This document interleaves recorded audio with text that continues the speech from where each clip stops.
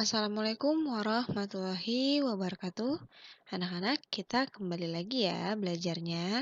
Masih di tema 4 tentang berbagai pekerjaan dan kita sudah masuk ya di subtema 2 yaitu pekerjaan di sekitarku. Pelajaran yang pertama yaitu bahasa Indonesia.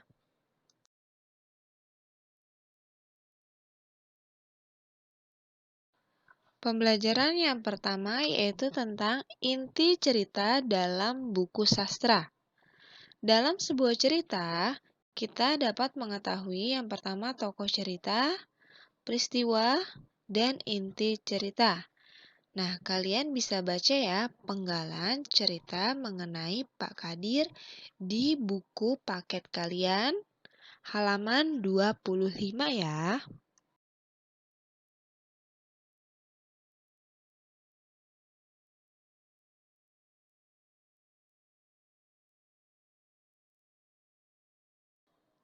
Nah, setelah kalian baca cerita tentang Pak Kadir, nah, dari cerita tersebut didapatkan bahwa tokohnya yaitu Pak Kadir dan para petani lainnya. Kemudian peristiwanya yaitu tentang terjadi serangan wabah hama di sawah para petani. Nah, inti dari ceritanya adalah Pak Kadir dan para petani mengalami kerugian karena sawah mereka diserang hama. Namun, berkat kerja keras dan kerjasama mereka, kesulitan tersebut dapat diatasi.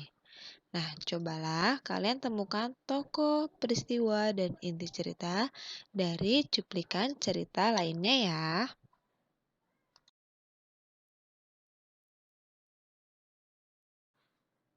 Pembelajaran yang kedua yaitu tentang menentukan pesan moral dari suatu cerita. Nah, cara mengetahui pesan moral yang tersirat dalam suatu cerita, kalian harus membaca terlebih dahulu ceritanya dengan cermat. Kemudian, mencari peristiwa dan kalimat yang mengandung saran, nasihat, pesan, atau anjuran.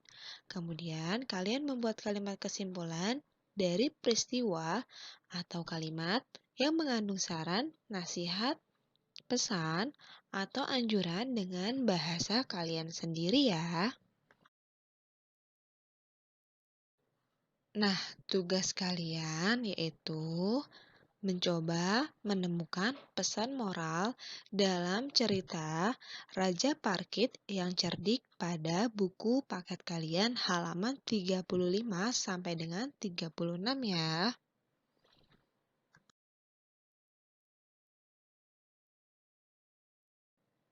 Pelajaran yang kedua, ilmu pengetahuan alam.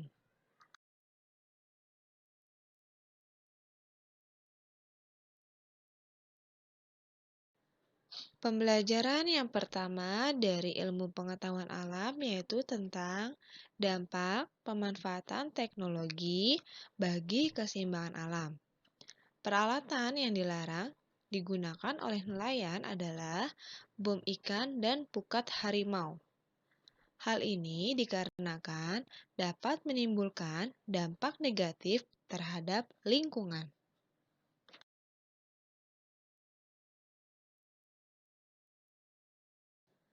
Berikut hal-hal yang perlu diperhatikan supaya keseimbangan alam tetap terjaga. Yang pertama, tidak menangkap ikan secara besar-besaran.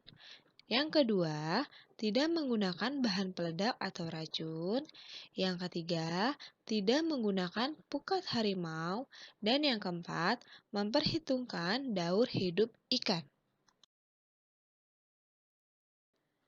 Berikut contoh diagram Venn antara perbedaan dan persamaan nelayan tradisional dan modern. Nah, nelayan tradisional itu menggunakan perahu layar dan menggunakan peralatan tangkap sederhana. Sedangkan nelayan modern menggunakan perahu bermesin, menggunakan peralatan tangkap modern, dan memanfaatkan gelombang suara atau sonar. Nah, persamaannya dari nelayan tradisional dan modern adalah yaitu mencari ikan, menjual ikan untuk kebutuhan sehari-hari, dan mengandalkan perkiraan cuaca dan gelombang laut.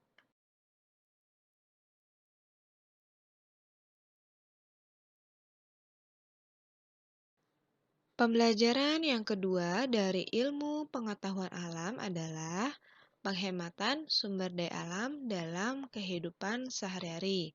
Nah, perhatikan contoh kegiatan dalam menghemat penggunaan sumber daya alam, yaitu menghemat air saat mencuci, kemudian hemat saat menggunakan kertas. Mata pelajaran yang ketiga adalah ilmu pengetahuan sosial.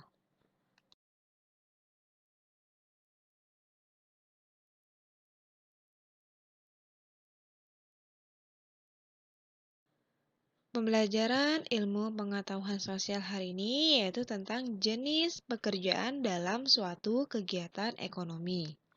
Nah, kegiatan ekonomi terdiri atas produksi, yaitu menghasilkan barang, distribusi, menyalurkan barang, dan konsumsi, yaitu menggunakan barang.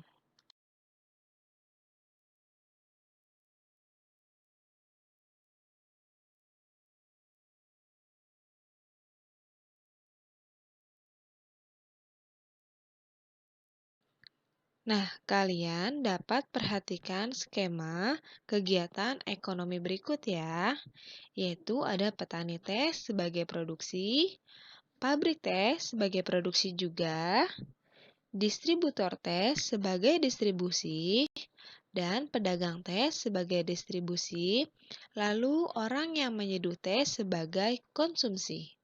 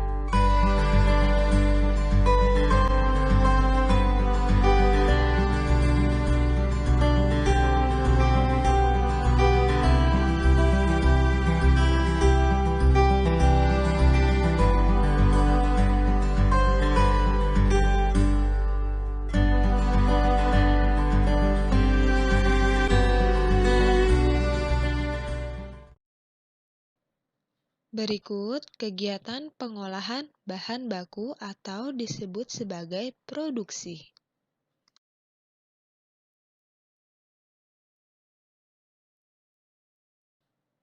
Mata pelajaran yang keempat yaitu PPKN ya.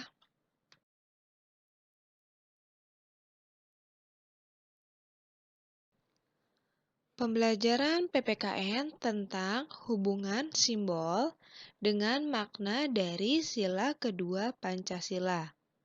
Bunyi sila kedua yaitu kemanusiaan yang adil dan beradab. Artinya, sila ini mengajak masyarakat untuk dapat memperlakukan setiap orang sebagai sesama manusia yang memiliki martabat dan adab. Nah, simbolnya yaitu rantai. Rantai tersusun dari mata rantai yang berbentuk segi empat dan lingkaran yang saling berkait.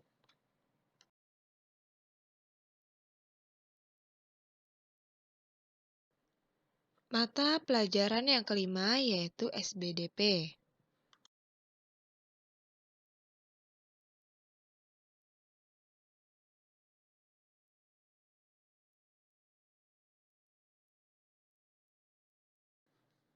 Materi pembelajaran SBDP yaitu tentang ilustrasi.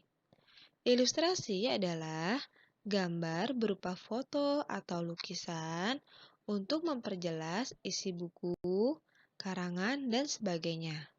Nah, langkah-langkah dalam membuat ilustrasi adalah yang pertama menentukan tema, kedua membayangkan kegiatan, ketiga menggambar sketsa, dan yang keempat menyempurnakan gambar. Nah, perhatikan contoh berikut ya. Sketsa garis orang yang sedang bersalaman. Contohnya itu kerukunan antar warga. Nah, kegiatannya adalah dua orang yang saling bersalaman.